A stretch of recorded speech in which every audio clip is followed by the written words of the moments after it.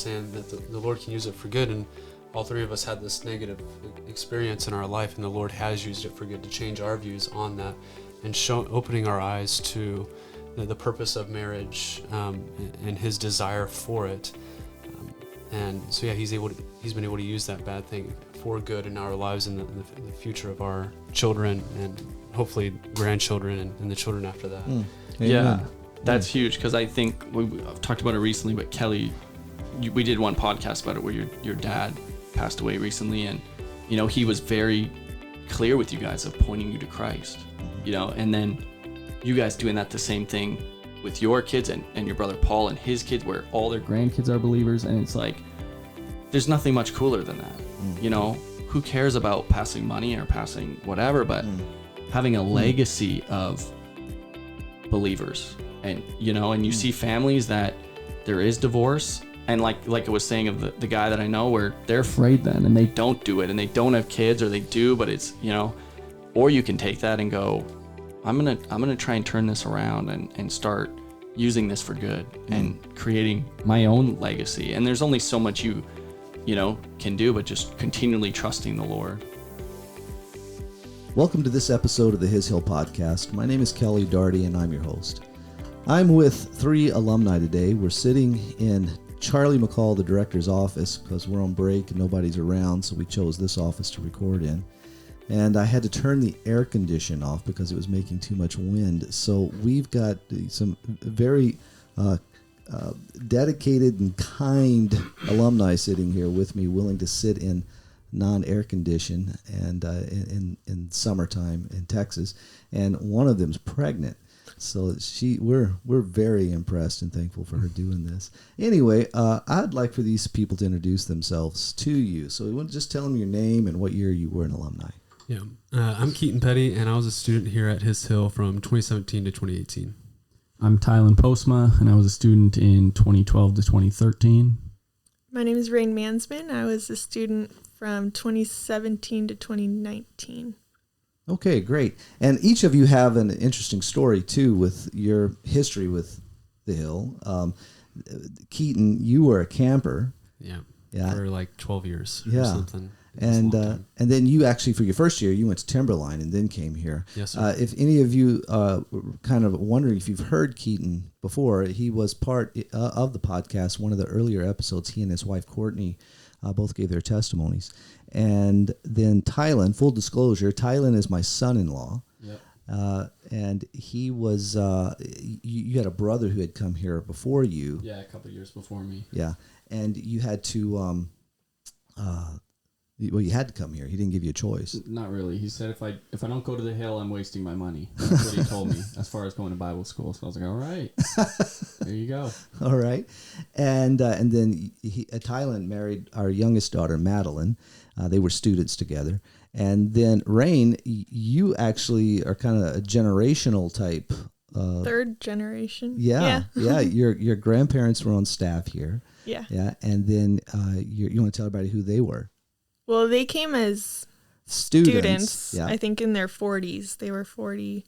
They came to know the Lord and came a few years after that. And then they had 2 middle school boys and stayed on staff for a few years. And then my dad came as a student after school. Right. Yeah. And and just so alumni know who your grandparents are, that is Wayne and Dolores Mitchell. Yeah. Yeah. They were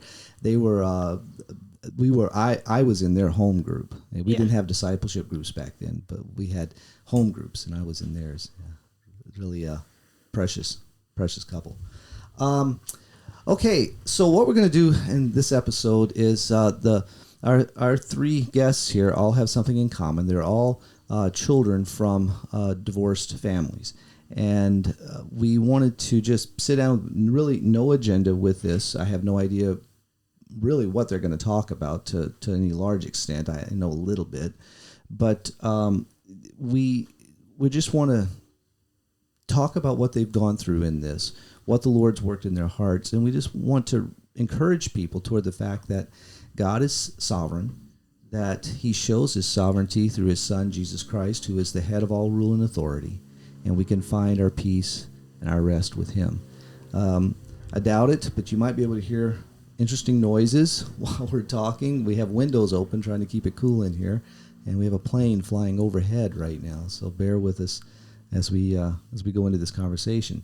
Okay, well, thank you guys for being willing to talk about this. We want to say up front that this in no way is with the intent of hurting anybody. That you love your parents, you still have a relationship with your parents, and you respect your parents. So this is not in any way to an opportunity for you to be able to get back at them in any way. So they're all nodding their heads at me. So we want to make sure that we have verbalized that. But guys. Divorce is something that has become quite common within the church, and even to the point to where it's become acceptable. And so we don't really think about these things that much anymore, it seems like. But I'm sure already getting some nods and smiles that you have done a lot of thinking about it. So I'd like to give you an opportunity to share just what the Lord has done in your hearts with this. So why don't we just start with just one question. Do you remember, also divorce happened at different ages for you guys, but do you remember any of your thoughts during that time? What was going on in your mind as it was happening, as the relationship between your parents was beginning to fall apart, and then when it did end? What were some of your thoughts? Anybody? Yeah, I'm not too sure about Tylan and Raine, but I never actually saw my parents' marriage falling apart. It was kind of an odd scenario. I'd never seen my parents fight or argue, or at least not that I can remember ever seeing them fight or argue. But it was just one day, my sister and I were taken out of school, and they took us to a restaurant here in Comfort and told us that, they were getting a divorce. And so my world was just shocked. Like, it was turned upside down that day, because I'd never seen it coming. And so that was, I don't know if I can remember any of the thoughts, because it wasn't something I ever thought would happen. It was just kind of blindsiding. It blindsided me. Okay. And you told me once that immediately after that conversation, you were brought home, packed your bags, and... Yeah, they had already kind of cleaned out the house, or my mom had taken all her things out. And so I kind of just went, I remember like it was yesterday, I went up and I think I got my pillow and a couple other little things, and we went to my mom's house. And yeah, that was like... I didn't realize going into that day that was the last time I'd ever stay in a house that both my mom and dad were in. How old were you? I was like 10 years old. I was in 5th grade or so. Yeah. Tylan, how old were you? I was 5 when my parents split up, and it was evident that the relationship wasn't great. I was 5. I don't remember much, but those are kind of my first memories. I was there when they kind of had their final fight. And so some of the fights I remember those, but it was just evident that it wasn't good. My dad at that point had a bad temper. My mom was probably a bit of an instigator. I was 5, so I don't totally remember, but, and so I think I wasn't really surprised. I was honestly kind of scared of my dad at the time. So, it just really didn't come as a huge shock to me, but I don't even remember them telling us. I don't even remember anything like that. I just kind of remember the big last fight, and I was the only child there. And so I just remember at that point, I knew that this wasn't going to continue on. And then my dad got divorced again when I was 10 or 11, I think. And that when I was older, and again, I wasn't really like necessarily shocked at that point. My dad still had a temper, and my stepmom was an unbeliever, and so it just wasn't really a good combo. That one was very different in the sense of, I just remember my mom, it was during the summer, I think it was the summer, and my mom picked me up from a friend's house, and she said, your stepmom left, and my dad was on a fishing trip, and she had just come and cleaned out the whole house. And the only reason we even knew was because my grandpa happened to be walking by and saw all the moving trucks there. And she had just taken everything, or 90% of it. Okay. And you have 2 older siblings. Yeah. I have an older sister who's, oh boy, I don't know, 5 or 6 years older than me, and a brother who's 2.5 years older than me. So I'm sure their experiences are a lot different than mine. Okay. Even when I was 5, pretty young, where my siblings were quite a bit older at that point. Okay. And Keaton, you have a sister too. A younger sister. She is 20. Okay. Yeah. How old was she when your parents divorced? She probably would have been around 6 or so. Okay. Maybe, all right. Yeah. And Raine, how about you? How old were you? I was 12 when my parents separated, and then they ended up getting back together, and they officially got divorced when I was 15. And I didn't know the Lord at all before coming to the Hill. And at the time, it wasn't a good home situation. I was in full support of my parents' divorce. Okay. It wasn't a safe place to be, I guess. Like, there's no security in the home. And so when they separated, I moved in with my mom and stayed with my mom full time. And not that there's much security in that, but it felt a bit more secure. And so I wasn't on board with them getting back together and trying to make their marriage work. And then I was in full support of the divorce when they actually got divorced. Okay. So. All right. And you have a sibling? Yes, I have a younger sister. She's about 2 years younger than I am. Okay.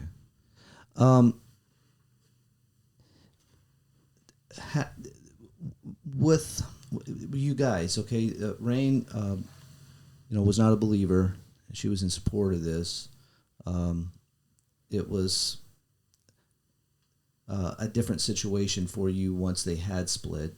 There was a little bit more stability and not what had been going on all the time. For you guys, what about you? Was there more stability, less stability after this? For me, I don't know. It was hard. Like, I went when I was 5 and up, and we were full time with my mom, and then it was like every Thursday and every other weekend or something like that. And to be honest with you, when it first happened, I know I didn't go to my dad's that often because I was scared. I was fearful, and so I didn't want to. I'm 5 years old. I was. Did just your scared. Siblings go? I think, okay. Yeah, my brother more so than the rest of us. My mom was also a lot more lenient with rules and everything like that, just until now. So, that was always kind of when you're whatever 10 and you've got a choice between a parent that's going to be let you kind of do what you want, or a parent that's going to be more firm with you. You're going to choose the one that was more lenient. My brother, I don't know why, but he more so was geared to go towards my dad. So he was there a lot more often, which had a little more structure in the sense of like discipline and things like that. But it's just when your parents get divorced, it's just a weird situation. Like, I was 5 and then my mom was dating somebody, and my dad would be dating somebody. And it's just a messy situation. At that point, I don't know if I was saved or not when I was that little, but like, I knew it was wrong. Like, I knew this was not normal or natural. So I guess like it maybe felt more structured, and kind of safer, but at the same time it wasn't, because you just could see these things and knew this wasn't right, what was going on, if that makes sense. Okay. Yeah. And for me, I was still fairly young, not as young as Tylan, but I didn't have any thoughts formed on what was good and what was bad in relationship with divorce. It was just that was the new normal. And I had some friends already who had divorced parents, and my best friend, his parents would get divorced 2 years later. And so it was just what was normal for me and my friend group and the people who we were associating with. And my parents' divorce is a little bit odd. I feel like it's a little bit different than most divorces, where they still remain really good friends. They like so much so that they would ride with each other to my baseball games or whatever events we were going to. We would all still carpool together. Birthday parties were still done together. Christmas was done together. Thanksgiving was done together. It was still like we were a family, but we lived in different households, and we would switch. Like I would stay with my mom until Wednesday, then I'd go to my dad's house and I would stay with him until the next Wednesday. And so I was still seeing them fairly often. And then even a couple years after that, they moved like within 15 feet of one another. And so I was seeing both my parents on a daily basis. Yeah, it's very odd how my parents. Tylan and I just looked at each other. Oh, okay. Like my parents haven't talked in 20 years, so that's very foreign. And so yeah, I don't want to say it was a good scenario, because I don't believe that divorce is ever a good scenario. But if there were to be a divorce, I think I had it pretty good in my case, because I still never saw my parents fight. My mom was still very gracious to my father in allowing him to live the way that he did, because he had kind of lost his job due to some physical ailments whenever we were a bit younger. And so my mom owned this apartment complex place, and she allowed him to stay there basically without paying rent, no like electrical or anything. And so she was really kind to him, never held it against him. And even finally, whenever she sold that building, she had calculated like how much he would have been paying her in rent over all those years, and electricity and water and stuff. And whenever she got the money after she had paid off the debt that was on there, she actually gave him quite a bit of money to go and find a new place to live, really, so that he could continue to kind of provide for me and my sister. And so it was a very odd situation that my sister and I were in. And so, yeah, all those years, I didn't really have a firm belief on whether divorce was good or bad, because mine was pretty good. It benefited me in a way. I didn't have any hard feelings against it. At that point, I hadn't realized yet. Okay. Yeah. All right. And I'll just say, Keaton talking just reminded me, like when my parents got divorced, it was 99. So it was like, I was young, but it was also a long time ago where it was very uncommon. Like I didn't know anybody that was divorced. We were, I went to a private Christian school, and I knew that like we were that family. Like other people knew it, and in the same regard, I knew that people were praying for us because they knew that our family had gone through that, But I didn't really have formed opinions either. I didn't know anybody that had even done it, so it was just kind of like just weird. It's just like, why is my house like this? Yeah, and you come from part of what's the Bible Belt of Canada, that it's very densely populated with evangelicals. So yeah, and unfortunately, it's very common. Yeah, even within the Bible Belt. Even by the time I was like 5 or 10 or 15, it was way more common. Like nobody, but when it first happened, I was in kindergarten. That was not the case for anybody. So something that Tylan, you brought up a little bit, and I saw a little bit of reaction from Raine. I think it was the what was it like for all you guys when your parents started dating someone else? It was, shortly after they got divorced, I moved in with my mom, and I really didn't see my dad for 6 months, and didn't talk to him at all. And I lived with my mom full time, and she had dated quite a few different people, which I wasn't on board with either, right? Like I was in support of the divorce, but they needed to stay single because I didn't want to deal with all the different people. What do children of divorced families have to deal with when I don't understand what is it that you have to deal with when your mom or your dad's dating someone else? My mom definitely brought them into our lives. And so they were around the house. They were there for dinners. They were very present, which was hard and weird. And I don't think either me or my sister were comfortable with that. And they weren't they weren't always kind to us. You know, it just wasn't a good, it wasn't a good atmosphere situation. Yeah, okay. I think that was harder. Okay. All right. I think for me, it was like, even though these things were going on, I was just a kid, and I kind of was just like living life. Like I think it affected me more than I probably knew at the time, but I don't remember like sitting down going, why is this happening to me? Or, these kind of things, just with the whole situation with my parents getting divorced and even them dating and stuff like that. But like looking back now, I'm like, oh gosh, that was not a good situation. I think neither of my parents were really walking with the Lord. Both of them were dating unbelievers. And my mom dated a guy for years, nice guy. But it just wasn't good. And same thing, he was around. He was never trying to like be my dad or anything like that. But yeah, just being around, he would stay over, he'd be there for dinners, and just kind of like, I don't know, you just kind of know that it's not right or not normal. Whether you even sit there and think about it and go, this isn't right. You just know it's not right, and not good. Okay. Yeah, and I think my case is a little bit different than theirs as well, as my parents' divorce seems to be a little bit different. But I never really saw my parents date after either, and if they did, it was very discreet. I never saw another man come in and have dinner with us when I was with my mom, and there was never another woman who came in and had dinner with us when I was with my dad. And it wasn't until I had actually got to Columbia or CIU that my mom started openly like dating and sharing her relationship with me and my sister, or with this man, with me and my sister.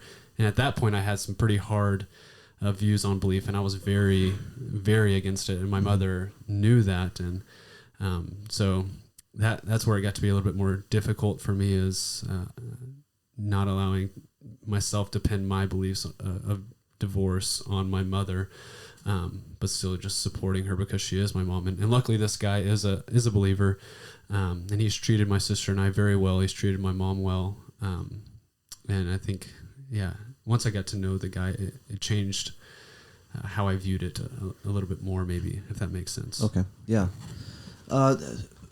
For you guys that were younger when this happened, would you say that it was, and don't let me,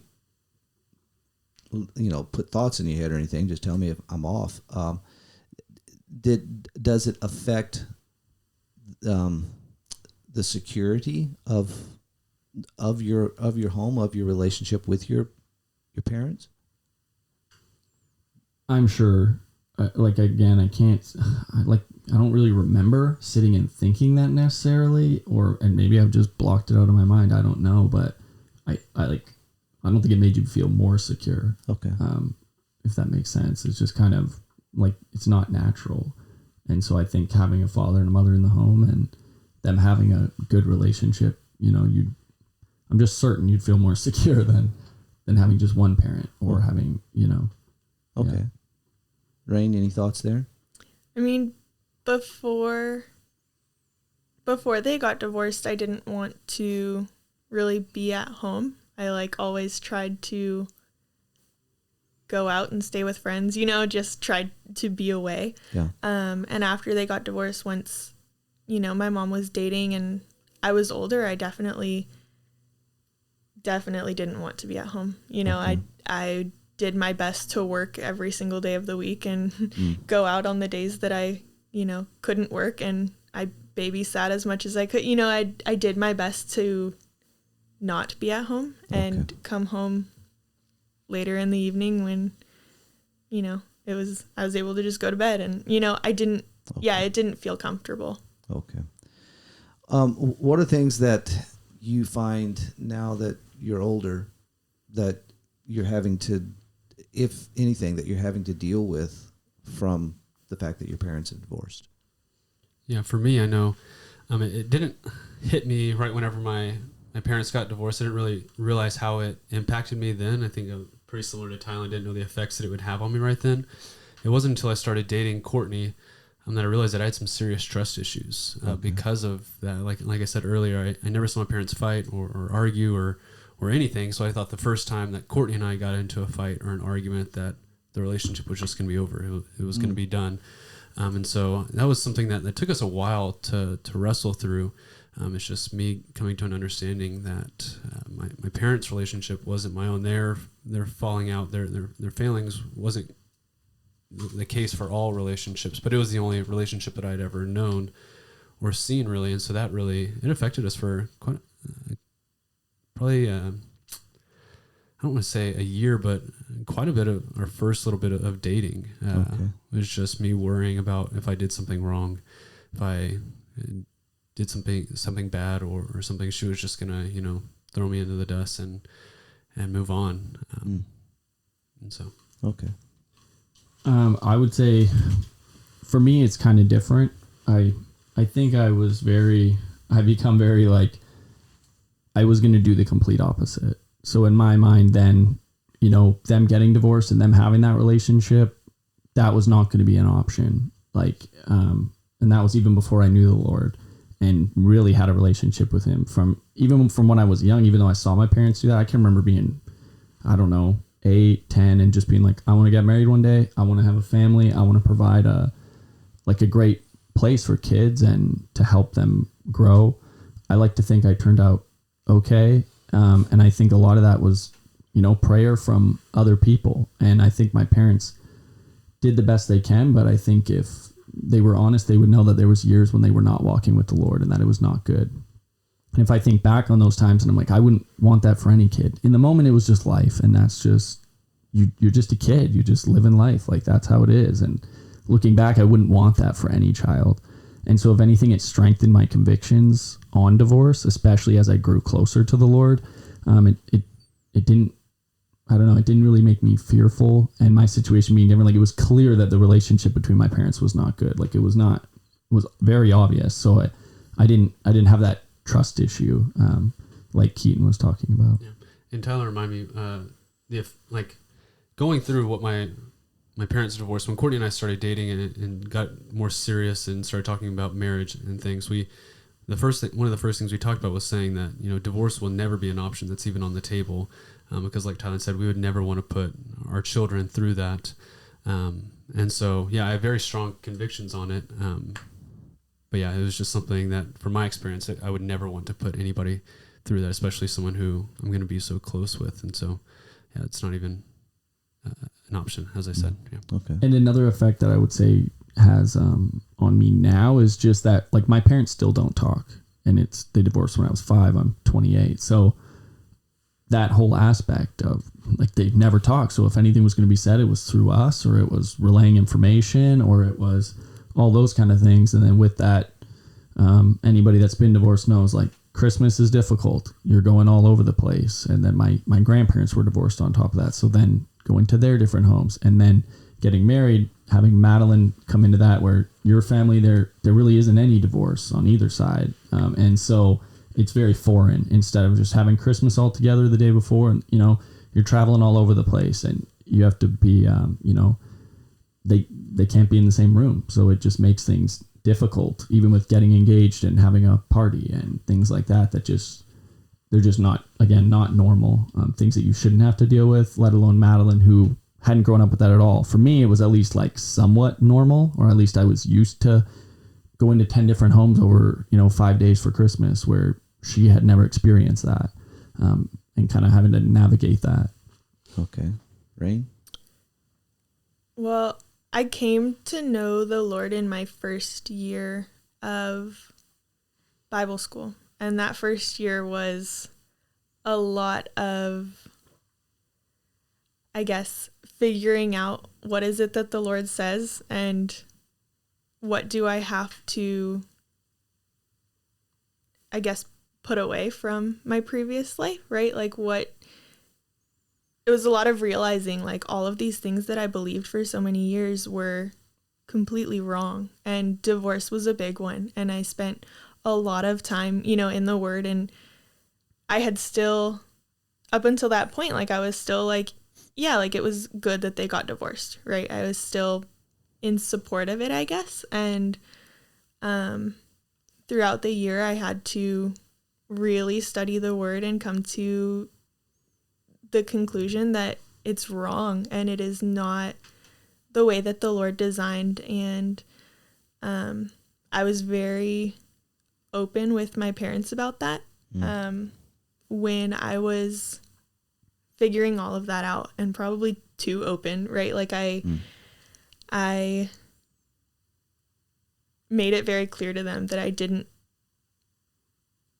think it was good that they got divorced, and that I didn't think that it was biblical for them to get remarried, and they were dating people at the time, you know. And so that kind of was another difficult like hurdle to get through with my parents, and figuring out like the relationship that, you know, I now have I have a relationship with the Lord, and I have a different standard to live by, and desiring your parents to live by that as well, to like have that relationship with the Lord, and for them to know like how good it is when you can, I don't know, when you are walking with him.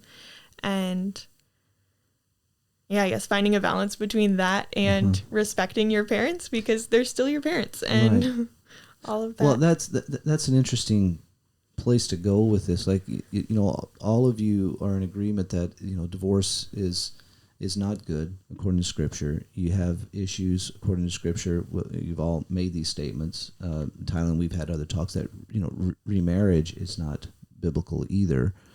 So in all three of your cases, how do you deal with your parents in this?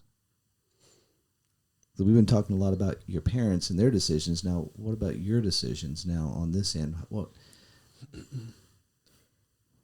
Yeah, it's hard. It's hard. My dad was already remarried when I thought divorce was wrong because I just thought it wasn't good for a family. You know, I thought parents, and I still think this way, suck it up and make it work. Go to the Lord.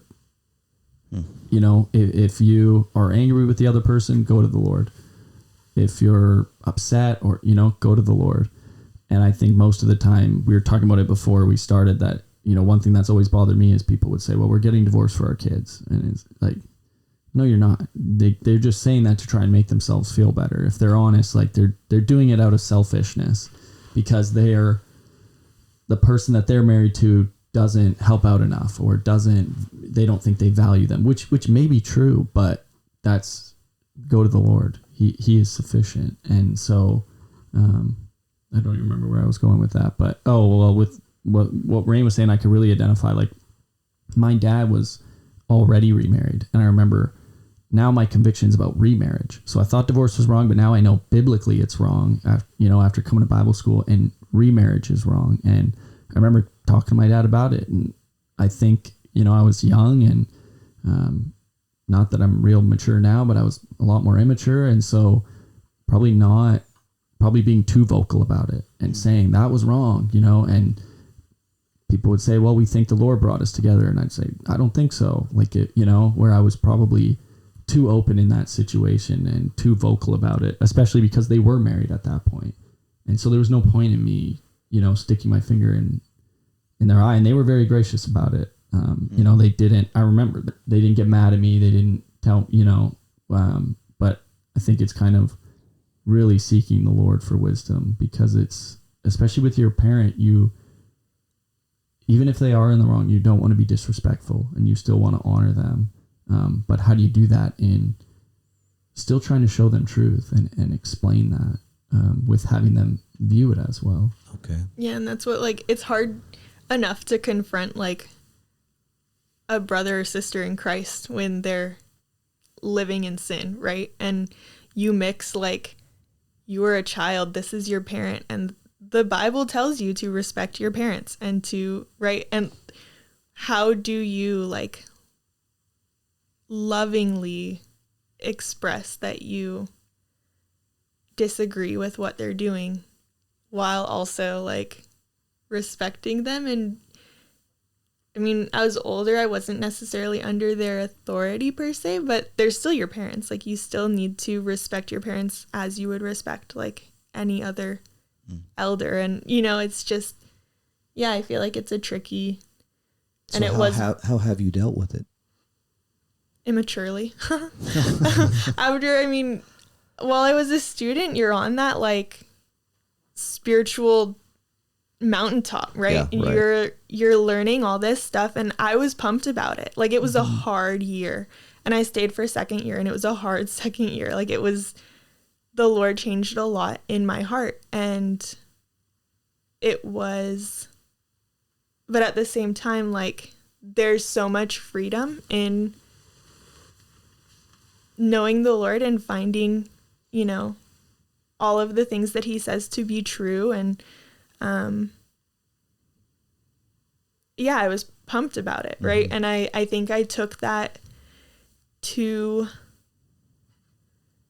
seriously, right? Like, I think I went to my parents and, like I said, like, they were dating different people, and I told them that I didn't agree with them dating and I didn't support them remarrying. And I was very just like cut and dry about it, and it was black and white for me at that point, and I didn't consider feelings, I think, in it. I mean, they were both still torn up, and they weren't walking with the Lord, and they weren't, they were looking for answers, and they were looking in the wrong places. And I don't think I addressed it with like love and with pointing them towards the Lord. It was more like, look at the Bible. The Bible says this, and you're going away from it. It wasn't like, you need Jesus. Okay. It was, so I think since then, and really since like being married, I've found more security in the Lord and in just like who I am, and being able to live the Christian life, right? Like, I have a better relationship with Christ, and I'm able to see, like, look back at where I was, and I needed Christ. Like, I didn't need someone telling me that what I was doing was wrong. Like, I needed somebody to say that, like, you need Christ, and here he is. Like, he's right here. Okay. And so, yeah. And I think I was in a very similar state with Raine was in. Whenever I came to these convictions of divorce and remarriage, I made them very clear to my mother, because I knew if either one of my parents was going to start dating and possibly get remarried again, it'd be my mother. Okay. And so I made those beliefs known to her, and I think it scared her because she was always open to dating and remarrying again. And whenever she finally did, she called me while I was in college, and she was just bawling, telling me about this, because she knew that I would not approve of it. I wouldn't accept of it. And I think a lot of that is my fault, because whenever I made these convictions known to her, my speech wasn't seasoned with grace. It was very cut and dry. You do this and you're an awful human, not an awful human being, but like, I'm never going to accept it. And so that's something that I've really had to work through, is not holding her to my convictions, because she doesn't have the same convictions as I do. And so it's unfair for me to expect her to live by my standards of life. And so that's something I've had to struggle through. And I want to say I've gotten better with getting to know the guy, but it's still been very, very difficult for me. And I think my mom has been very gracious with me. The guy she's engaged to has been very gracious with me. I don't remember exactly where I was going with that, but does that make sense? Yeah, it does. Yeah. For me, I'll just say quick. Yeah, like, my dad was already married. My mom's never dated. She hasn't dated for years now. And so I've never really had to address that with my mom.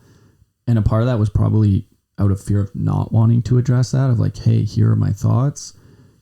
When someone's not dating, like Keaton said, to be like, hey, I don't think you should ever be remarried. According to scripture, this is what it says. But I would say lately I've felt more and more maybe a need to have that conversation and let her know what my thoughts are. Because I know she is open to it, but at the same time, she's not looking for it. But okay. I know, having gone through Bible school myself and then Bible college, like you, Keaton, when you're in the Word like that and you're learning these things, much of it for the first time, and you're and you're in this atmosphere where everybody is going through the same thing. It's a very invigorating time. Oh yeah, well, it makes sense. This is truth. This is lie. This is what we do. This is what we don't do. And then right out of Bible college, I was an associate pastor, and I remember having to deal with things in the church that was way out there. That was no wiggle room. This is unbiblical. And I can remember having the thought, well, they didn't teach us how to deal with this, and also being shocked, like, why would this be? I mean, look, this is, and really having to go through that, that same kind of a situation where, well, how do I deal with this now? And, you don't want to back off of truth, and you don't want to not take a stand in what is true. And in some cases, it's black and white. This is what we do. This is how we respond to something from Scripture. This is church discipline. This is what we do. And other things, what do we do? And I think what you were saying, Raine, is something that we have to come back to. Is that I need to find my security in Christ. I need to be with Him, trusting Him by faith, and that's what I need to be encouraging others toward. And that doesn't mean we don't talk about, these disagreements, but we encourage people, what we want to do with everything. We want to encourage them to look to Jesus, be with Him in this, find your security with Him in that. It's not, there's nothing about divorce that's easy, is it? No. And like what you're saying, you come into Bible school all excited and pumped and fired up, and not even just divorce, other issues. I can remember talking to people and I probably had no tact, because you're just like, I want what's best for you. This is what the Bible says. Like, you shouldn't do that, And as you get older, hopefully you have a bit more tact, but it's not like it becomes easier when you're, it's still a difficult situation. Like Keaton said, people have convictions that maybe aren't the same convictions as you. So how do you go about that? And then even with that, it's still your conviction. So now, they decide to date somebody. Well, how do you proceed now? And I think with all of it, it has, we need to be praying about it. That we need the Lord's wisdom in these things. And these are the very things that teach us that I need the Lord's wisdom. I can't do this. I can't figure this out.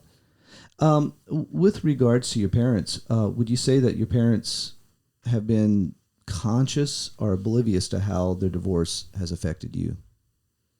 Yeah.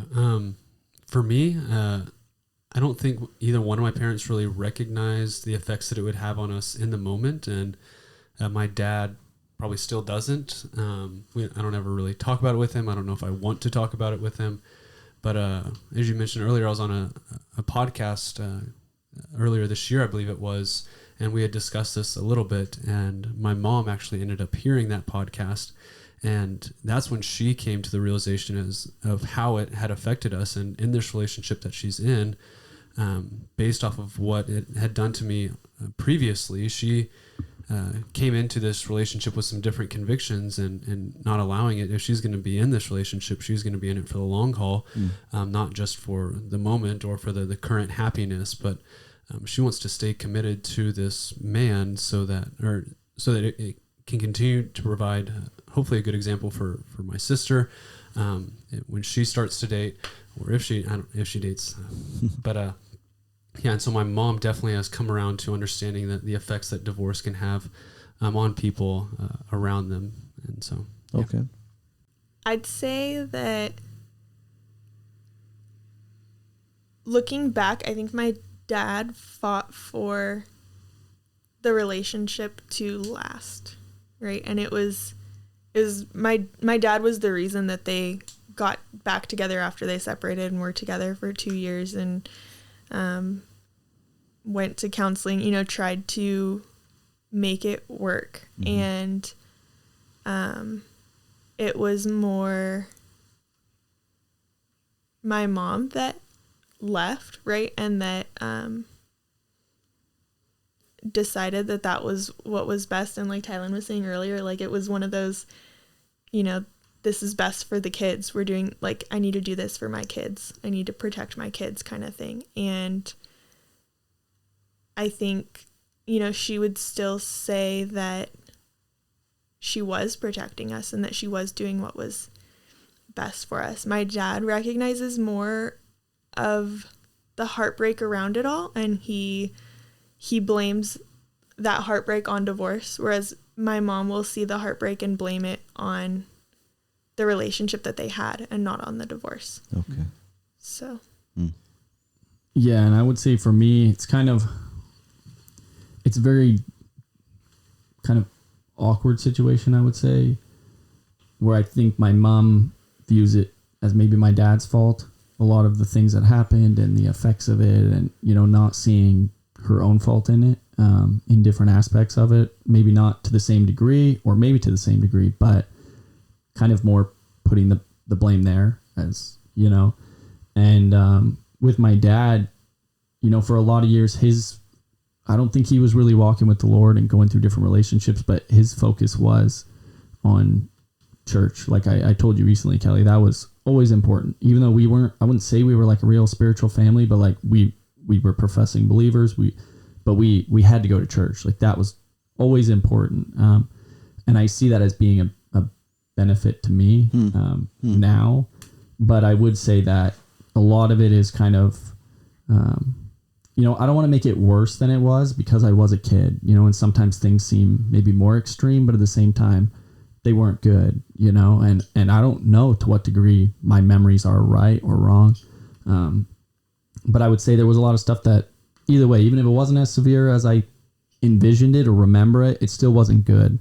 And a lot of it has never been talked about, or if it has, it's been in a joking manner, which, this is kind of going off the track a bit, but I would say, and I don't know if you guys have this now, I was younger and I've talked to a few people about it, but like when I was a kid, it just kind of happens to you, and you're just kind of doing the next thing, and you're going to your parents' house, and you're a kid, you're just like playing in the yard and running around.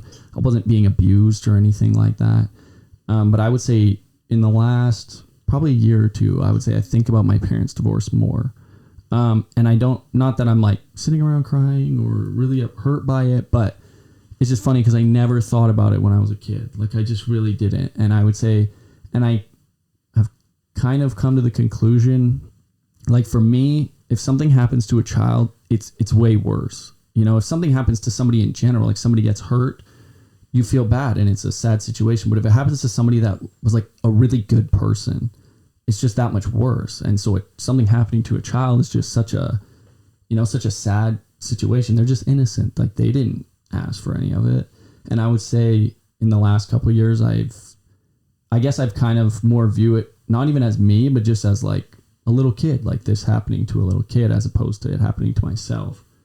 And so I don't even know where I was going with that, but just kind of that aspect of it, I think about more now. And it affects me, where I think my parents, to some degree, have rose-colored glasses, or at least, and I understand it, they probably don't want to talk about it either. Like if I've wronged somebody, I don't want to bring it up again and talk about having wronged them and having to go, you know what, I messed up. And I can only imagine it's even harder with your child, because you probably feel guilty to some degree. And I have nothing against my parents. I've totally forgiven them. I love my parents. I think they're, in a way better place than they ever were and walking with the Lord. And so I don't, not even a little bit, but, just kind of, I don't know that either side has really looked at it, in a correct way, or maybe recognized what had taken place. And I'm not even saying I want to talk about it. I'm just saying I don't know that they have.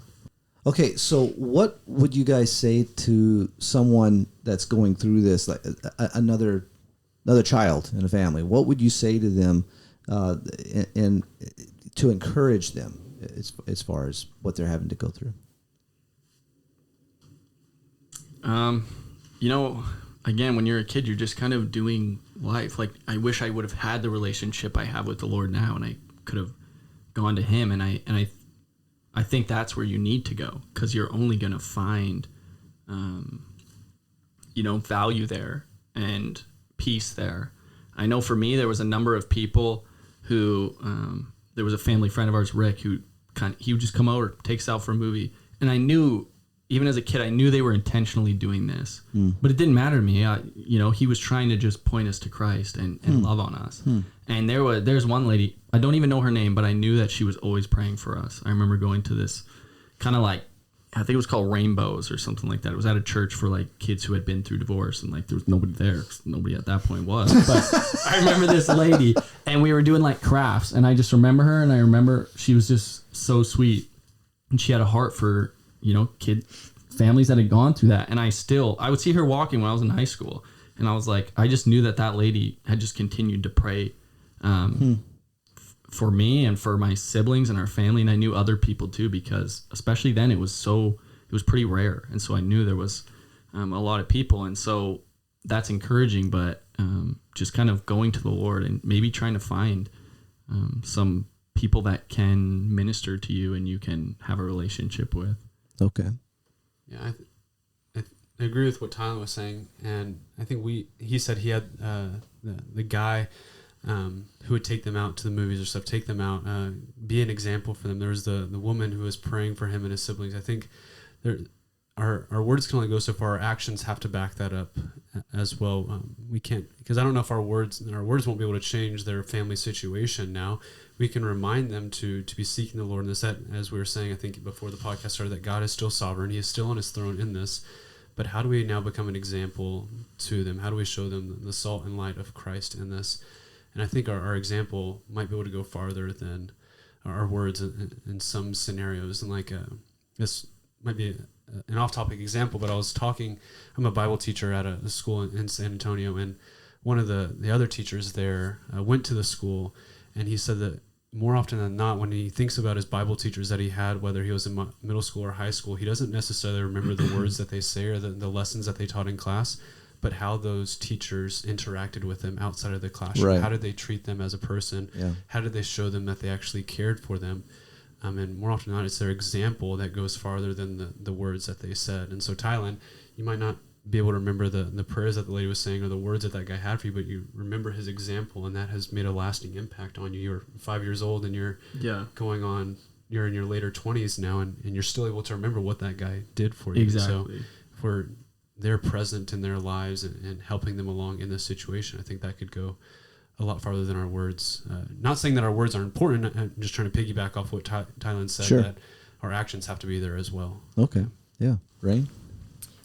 Kind of going down a different road. I really hadn't seen, up until coming to the Hill and really after, I hadn't seen a good marriage or I hadn't seen a healthy relationship. And it wasn't until after being at the Hill that I got close to a couple people in the church, and they're now my brother and sister-in-law, but they, I got to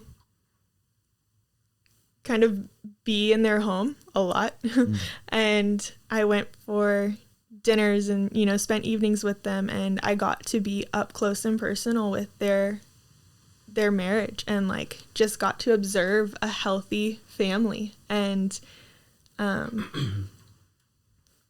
even after going to the Hill, in my mind, that wasn't realistic. I never saw,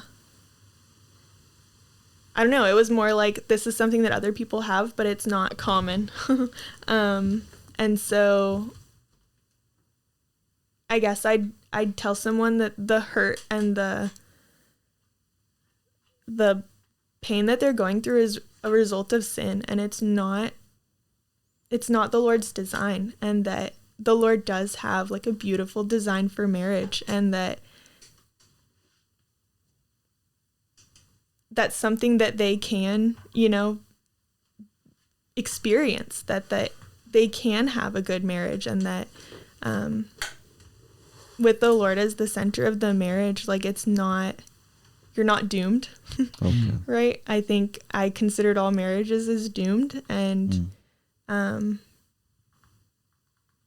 there are healthy marriages, and there are, you know, when, like I said, like when the Lord is the center of your marriage, like it's completely different, and there's hope in that. Okay. I find it interesting. Raine and I both, you know, come from families where that's the case, and now we both live about, I don't know, Raine lives like 50 yards from her in-laws. We live about 100 yards, and we both are very close with our families. And I know, like what Raine said, kind of viewing that as doomed and thinking about it, you know, there were some friends of mine that their parents had a good marriage, and there was 4 siblings, and they would have lunch every Sunday. They would always be at church, and they would always have us over.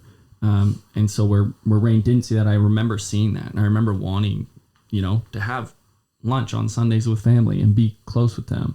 And so it's just interesting how the Lord works that. And I'm being reminded as well, there's a guy who I spend time with. He's an unbeliever, and, you know, he asked why I wanted to get married. His parents got divorced, and he couldn't believe that I wanted to get married after my parents had been divorced. And I was like, no, if anything, it made me want to more. Like, I wanted to provide a great environment for my kids one day, and, you know, have a great relationship and be able to, you know, I think a couple that is seeking the Lord together, like, can have such a ministry to so many people around them that they don't even realize. And I said that to him. I was like, I want to, and, you know, his response was the complete opposite. He's been dating someone, you know, for a long time, never wanted to get married because he was fearful of having kids. And, you know, I was sharing this with Madeline. I think maybe you were there, and Arlene was like, that's the Lord doing that. Whether you even realize it or not, it's the Lord. And there might be things you have to work through, and, you know, it's not like, but the Lord's still giving you that desire, not having that fear, but, you know, wanting even something more. Okay. Yeah. And yeah, you got to be with the Mansmans and see that good picture of a marriage and family, and you got to do that with the Dohertys, and my wife's family is what I always pictured as a family to be. And so getting to experience that with them, being there for a month and a half in Canada this summer, just doing life with a family who love each other, and they're getting together on Sundays for family dinners. They're spending time with each other throughout the week, going over to each other's houses and stuff. There's a desire in my heart to have that for my kids, because that's what I always wanted. And I never really got to have that. And I want to provide that for my kids. Like Tylan was saying, I want them to enjoy family, because it's our first mandate as human beings, what God created us to multiply and fill the earth. And that requires family, right? And that's just something, that's the desire of my heart, to be a father and to have a loving home environment where they feel safe, and they have a good example with me and my wife and other families in the church community and stuff. And so, yeah, it wasn't until I met Courtney that I saw what family is, and I wanted it so much more, you know. Okay. Well, just one more question, and you've kind of been answering it with what you just said, but I want to go ahead and ask it in case there's something else you want to add. But what has the Lord done in your heart with having gone through this? You know, it's we tend to concentrate and focus so much on the hard, the bad, you know, but what's the Lord done in your heart that's been an encouragement to you, and having gone through something like this, and going through it? Yeah, I think ultimately that He's opened my eyes that, you know, divorce is sin, and it's robbing life in a sense. It's stealing something. Ultimately, that is a result. Divorce is a result of sin, and I hope this is making. I'm still trying to formulate this in my mind, but divorce is a result of sin, and there's a lot of negative things that come with that. And so, what's been encouraging for me, and when Courtney and I mean, we have fights. We have disagreements. I know how odd that is.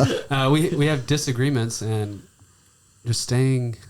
And they don't get to the point where divorce would come into our mind, but just seeing as the Lord has remained faithful to me and Courtney and Tylan and Raine, in just our own personal relationships with the Lord, as He has remained faithful to us when we fall short. It's been encouraging for me to see, like, there can be so much more life can come from when we stay faithful to one another. We don't take the easy route out. And I don't want this to sound like we've ever gotten in a fight where that's been a thought or an idea. And this isn't even really making sense to me anymore, so this might be one of those.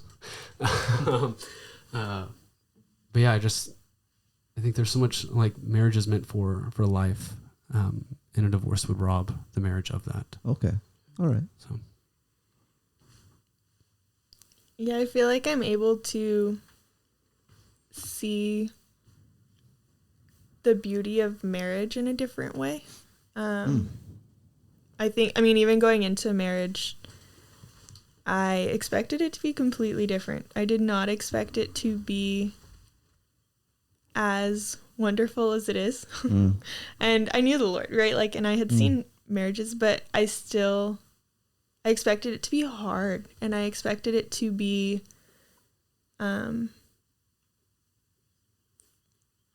just a lot more difficult and more of a battle that I had to face on my own. And, there were times where, I expected my husband to, like, respond a certain way, because that's how I thought that a husband responds. And he, of course, didn't, And so, you're just able to see the Lord in it in a completely different way. And you see the Lord's, like, design for marriage and how beautiful it is. And it's just completely different than what I expected it to be. So good.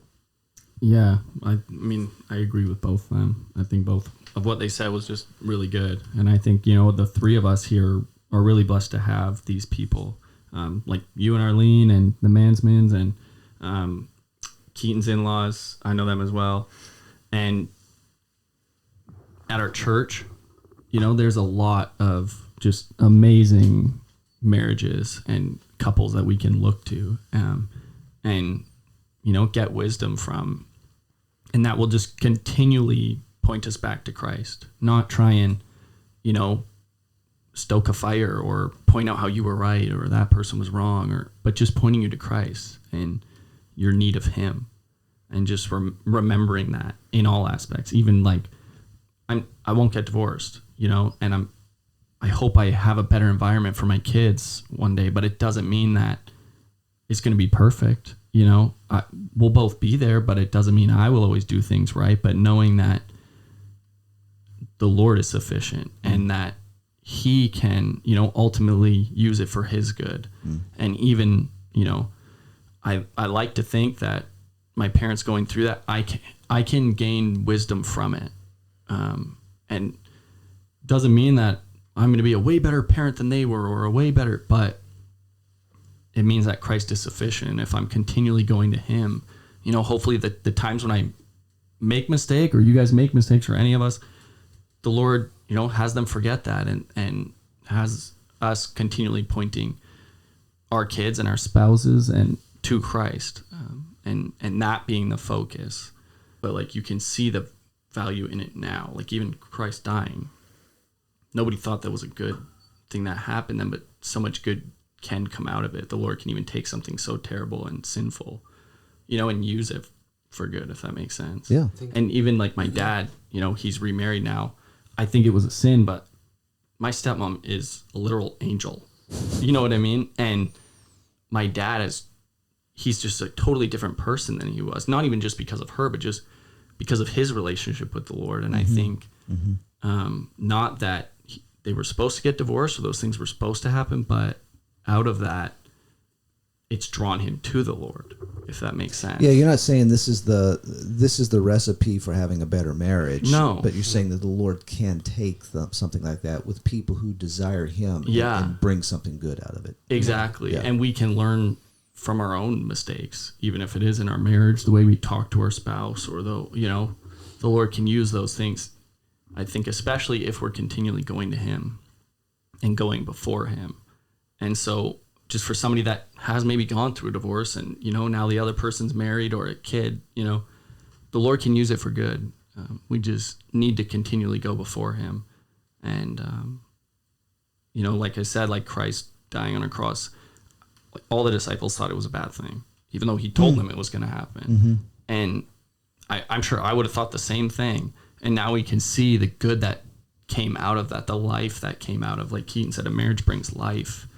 And so just seeing that, I think not necessarily, but I think my convictions are stronger because of what I went through. Okay. Mm-hmm. And so in that aspect, it's a good thing. Okay. All right. Good. I think what you're saying, that the Lord can use it for good, and all three of us had this negative experience in our life, and the Lord has used it for good to change our views on that, and opening our eyes to the purpose of marriage and His desire for it. And so, He's been able to use that bad thing for good in our lives and the future of our children and hopefully grandchildren and the children after that. Yeah, that's huge, because I think I've talked about it recently, but Kelly, we did one podcast about it where your dad passed away recently, and he was very clear with you guys of pointing you to Christ, and then you guys doing that the same thing with your kids and your brother Paul and his kids, where all their grandkids are believers, and it's like there's nothing much cooler than that. Who cares about passing money or passing whatever, but having a legacy of believers, and you see families that there is divorce, and like I was saying of the guy that I know, where they're afraid then and they don't do it, and they don't have kids, or they do, but it's or you can take that and go, I'm gonna try and turn this around and start using this for good and creating my own legacy. And there's only so much you can do, but just continually trusting the Lord. Amen. Okay, I've asked your permission for this, so I'm going to go ahead and let you do it.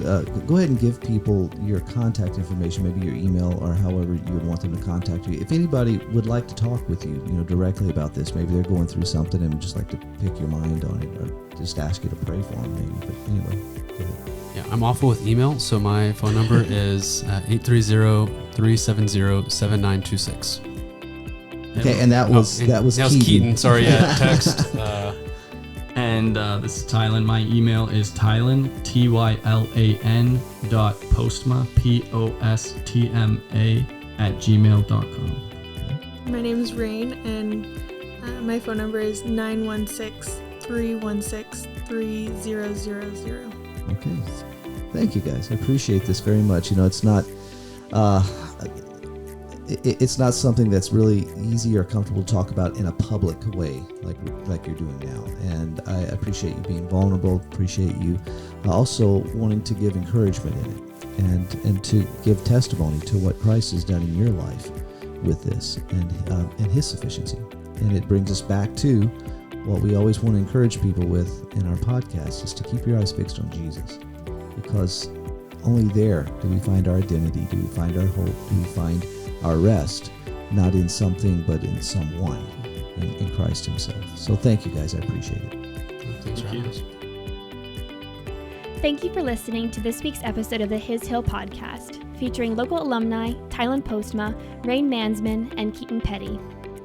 If the topic discussed today has been a part of your life, we hope that the testimonies of these three were able to encourage you and remind you that God does not do things halfway, and that there is healing found with and in Him. We are ecstatic to be kicking off the 2022-2023 school year soon. Our second-year students are scheduled to arrive this coming Wednesday, followed by the first years arriving the week after. Please be praying for the incoming students that they are kept safe while traveling, shielded from doubt, and encouraged at heart for what lies ahead. Any incoming students who are listening now, please know that we are so excited to welcome you here to the Hilltop soon. Once again, you've been listening to the His Hill podcast, featuring our host, Kelly Doherty, along with Tylan Postma, Raine Mansmann, and Keaton Petty. Thank you so much for tuning in with us this week. Remember to keep your eyes fixed on Christ, alumni. I'm Lizzie, and we'll see you next week.